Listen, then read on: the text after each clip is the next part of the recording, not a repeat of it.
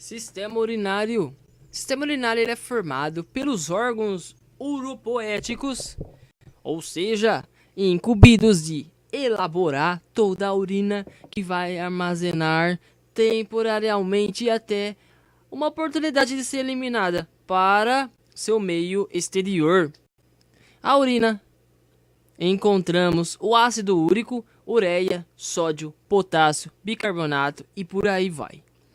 Este aparelho ele pode ser classificado em órgãos secretores que vão produzir a urina e órgãos excretores. Órgãos secretores que vão lançar, que vão produzir a urina e órgãos excretores que são encarregados de processar a drenagem da urina para fora do corpo. Os órgãos urinários vão compreender aos rins, que temos dois, o direito e o esquerdo, que produzem a urina. Os uréteres, também temos dois, ou pode receber o nome de ductos, que são mini caninhos, onde vai passar a urina, que vão transportar a urina para a bexiga, que só temos uma, onde fica retida por algum tempo, e a uretra, que também temos uma, que é através da qual ela é expelida do corpo. Além dos rins, as estruturas restantes do sistema urinário vão funcionar como um encanamento, formando as vias do trato urinário. Essas estruturas, ureteres, bexigas e uretra, não modificam a urina ao longo do caminho. Ao contrário, elas armazenam e conduzem a urina do rim para o meio externo. Então aqui é o desenho de um corpo humano do sexo masculino. Temos aqui o rim em forma de feijão. Bem aqui no meio temos a pelve renal. Aqui é o uréter, esse caninho aqui, uréter abdominal. Nesse caso, aqui ela tá à direita. Então é uréter abdominal direita e essa aqui, uréter abdominal esquerda. Logo abaixo temos a bexiga e a uretra que fica por dentro do pênis. Os rins, eles são órgãos pares, né? São em dois. Tem um formato de grão de feijão, estão localizados logo acima da cintura, entre o peritônio e a parede posterior do abdômen. Sua coloração é um vermelho parda. Os rins estão situados de cada lado da coluna vertebral, por diante da região superior da parede posterior do abdômen, estendendo-se entre a 11ª costela e o processo transverso da terceira vértebra lombar. São descritos como órgãos retroperitoneais por estarem posicionados por detrás do peritônio da cavidade abdominal.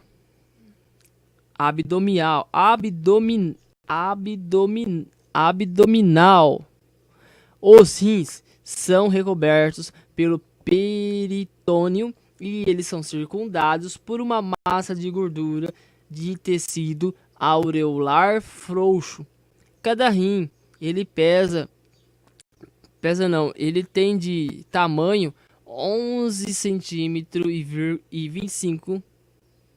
Tem 11,25 centímetros de seu comprimento e de largura tem de aproximadamente de 5 a 7,5 centímetros. E um pouco mais que 2,5 de espessura. O esquerdo é um pouco mais comprido, é mais estreito do que o direito. O peso do rim do homem vai variar entre 125 a 170 gramas. Já a mulher adulta, ela fica entre 115 a 155 gramas. O rim direito, geralmente, ele situa-se logo abaixo do rim esquerdo, devido ao grande tamanho do lobo direito do fígado. Na margem medial côncava de cada rim, encontra-se uma fenda vertical, que é o hilo renal, onde a artéria renal entra e a veia e a pelve renal deixam o seio renal. No hilo, a veia renal está anterior à artéria renal, que está anterior à pelve renal. O hilo renal é a entrada para um espaço dentro do rim. O seio renal, que é ocupado pela pelve renal, cálices, nervos, vasos sanguíneos e linfáticos, e uma variável quantidade de gordura. Cada rim apresenta duas faces, duas bordas, duas extremidades. Faces, duas, anterior e a posterior. As duas faces são lisas, porém a anterior ela é mais abaulada e a posterior mais plana. Bordas também temos duas, tem a medial, que é côncava, e tem a lateral, que é convexa. As extremidades, duas também, tem a superior, onde fica a glândula suprarrenal, e a inferior, a nível da L3. Anatomia interna dos rins. Bom, aqui é o desenho de um rim que está molhado no formol, está todo esbranquiçado. É um corte frontal através do rim, são reveladas duas regiões distintas, que é uma área avermelhada de textura lisa, chamada córtex renal, e uma área marrom avermelhada profunda, denominada medula renal. A medula consiste em 8 a 18 estruturas cuneiformes, as pirâmides renais. A base, extremidade mais larga de cada pirâmide, olha o córtex e o seu ápice. Extremidade mais estreita, chamada papila renal, aponta para o hilo do rim. As partes do córtex renal que se estendem entre as pirâmides renais são chamadas colunas renais. Junto o córtex e as pirâmides renais da medula renal vão formar a parte funcional, ou parênquima do rim. No parênquima estão as unidades funcionais dos rins, cerca de 1 milhão de estruturas microscópicas chamadas néfrons. A urina formada pelos néfrons drena para os grandes ductos papilares, que se estendem ao longo das papilas renais das pirâmides. Os ductos drenam para estruturas chamadas cálices renais menor e maior. Cada rim tem 8 a 18 cálices menores e 2 a 3 cálices maiores. O cálice renal menor recebe urina dos ductos papilares de uma papila renal e a transporta até um cálice renal maior. Do cálice renal maior, a urina drena para a grande cavidade chamada pelve renal, depois para fora, pelo uréter, até a bexiga urinária. O hilo renal se expande em uma cavidade no rim chamado seio renal. Néfrons é a unidade morfofuncional ou unidade produtora de urina do rim. Cada rim contém cerca de 1 milhão de néfrons. A forma do néfron é peculiar, inconfundível e admiravelmente adequada para sua função de produzir urina. É formado por dois componentes principais: corpúsculo renal e o túbulo renal. No corpúsculo renal temos a cápsula glomerular de Bowman e o glomérulo, que é a rede de capilares sanguíneos enovelados dentro da cápsula glomerular. E no túbulo renal temos o túbulo contorcido proximal, a alça do néfron de Henle, túbulo contorcido distal e o túbulo coletor. Funções dos rins. Os rins, eles vão fazer o trabalho básico do sistema urinário com outras partes do sistema atuando, principalmente como vias de passagens e áreas de armazenamento, com a filtração do sangue e a formação da urina. Os rins, eles vão contribuir para a homeostasia dos líquidos do corpo de várias maneiras. As funções dos rins incluem regulação da composição iônica do sangue, manutenção da osmolaridade do sangue, regulação do volume sanguíneo, regulação da pressão sanguínea, arterial, regulação do pH do sangue, liberação de hormônios, regulação do nível de glicose no sangue e excreção de resíduos e substâncias estranhas. Glândulas suprarrenais. Logo acima dos rins, as glândulas suprarrenais, as adrenais, elas estão localizadas entre as faces superomediais dos rins e o diafragma. Cada glândula suprarrenal é envolvida por uma cápsula fibrosa, que é o coxim de gordura. Possui duas partes, o córtex e a medula suprarrenal, ambas produzindo diferentes hormônios. O córtex, ele secreta hormônios essenciais à vida, enquanto que os hormônios medulares não são essenciais para a vida. A medula da suprarrenal pode ser removida sem causar efeito que comprometem a vida. A medula suprarrenal secreta dois hormônios, epinefrina, que é a adrenalina, e norepinefrina. Já o córtex suprarrenal secreta os esteroides. Uréter também são os dois tubos que vão transportar a urina dos rins para a bexiga. Órgãos pouco calibrosos, os uréteres eles têm menos de 6 milímetros de diâmetro e 25 a 30 centímetros de comprimento. A pelve renal é extremamente superior do uréter, localizada no interior do rim, descendo obliquamente para baixo e medialmente. O uréter percorre por diante da parede posterior do abdômen, penetrando em seguida na cavidade pelvina, abrindo-se no ósteo do uréter, situado no assoalho da bexiga urinária. Em virtude desse trajeto, distingue-se duas partes do uréter, abdominal e pélvica. Os uréteres são capazes de realizar contrações rítmicas, denominadas peritautismo. A urina se move ao longo dos uréteres em resposta à gravidade e ao peritautismo. A bexiga urinária ela vai funcionar como reservatório temporário para o armazenamento de urina. Quando ela está vazia, ela está localizada inferiormente ao peritônio e posteriormente à sínfise púbica.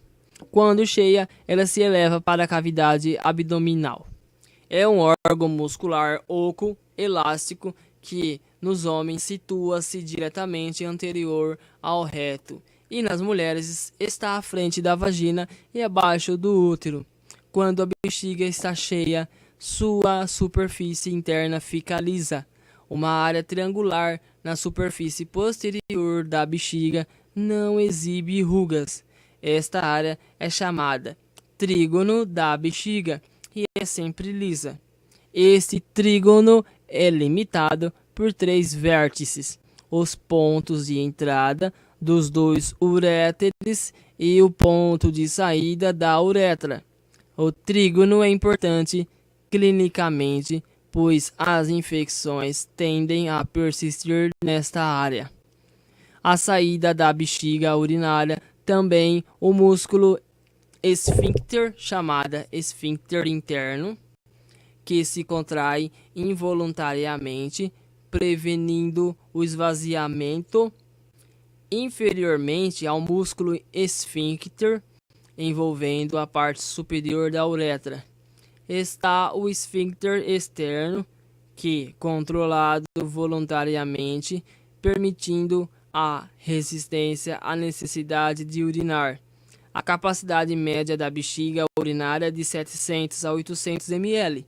É menor nas mulheres, porque o útero ocupa o espaço imediatamente acima da bexiga.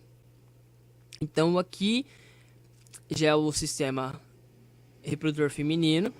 Os uréteres, esses dois canos, os uréteres, os ósteos dos uréteres, que são essas duas bolinhas, essas duas bolotas aqui. O músculo detrusor, aqui o canal, bem no canal vaginal está a uretra, ao contrário do masculino, que fica dentro do pênis, né? Toda mulher não tem pênis, né?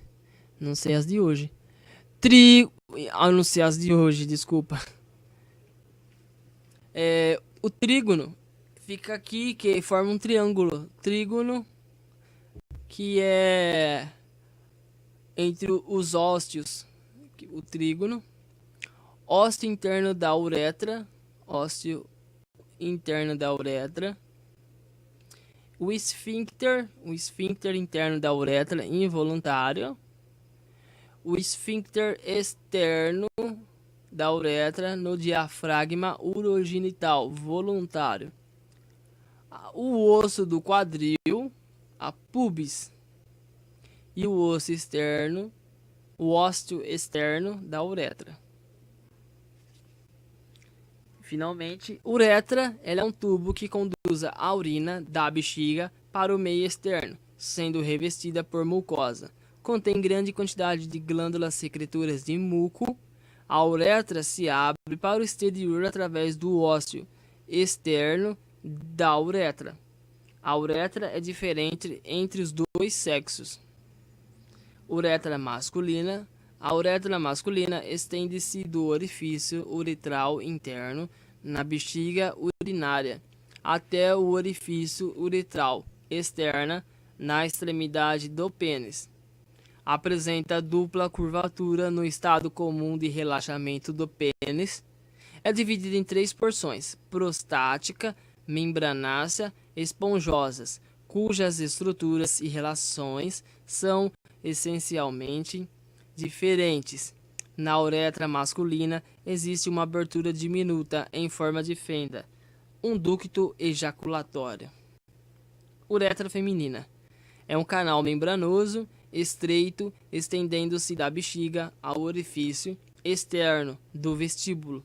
Está colocada dorsalmente a sínfise pública, incluída na parte anterior da vagina, e da direção oblíqua para baixo e para frente, levemente curva, com a concavidade dirigida para frente. Seu diâmetro, quando não dilatada, é de cerca de 6 mm. Seu orifício externo fica imediatamente na frente da abertura vaginal e cerca de 2,5 cm dorsalmente à glande do clitóris. Muitas e pequenas glândulas uretrais abrem-se na uretra. As maiores destas são as glândulas